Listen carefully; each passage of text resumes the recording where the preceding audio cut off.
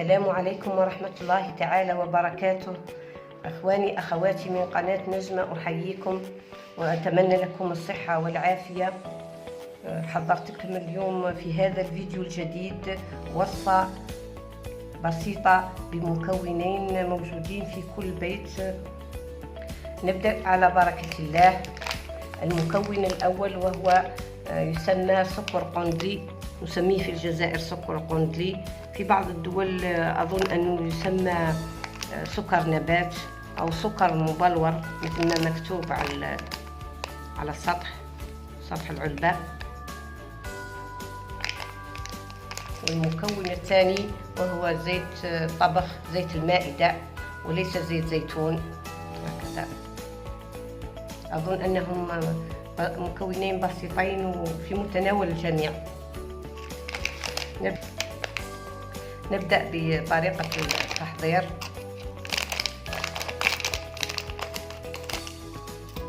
هذا هو السكر.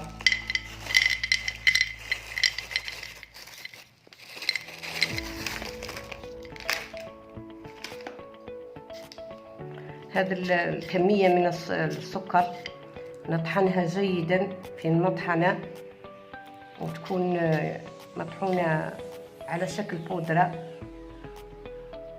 مثل ما نشوف.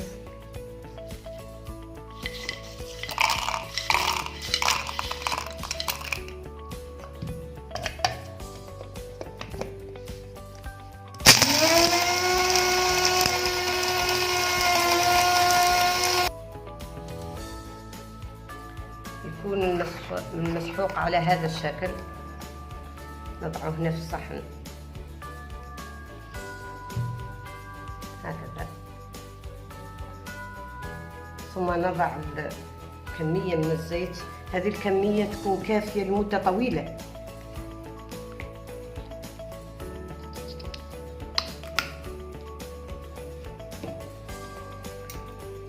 نضع ملعقة من زيت المائدة في فنجان هكذا. الزيت يكون مقدار ملعقة طعام، والبودرة مقدار ملعقة قهوة هكذا ممتلئة. تخلط جيدا، تكون على شكل كريمة.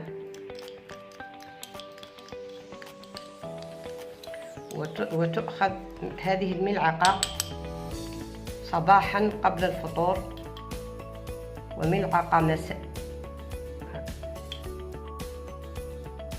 هكذا قبل الفطور، وملعقة قبل النوم.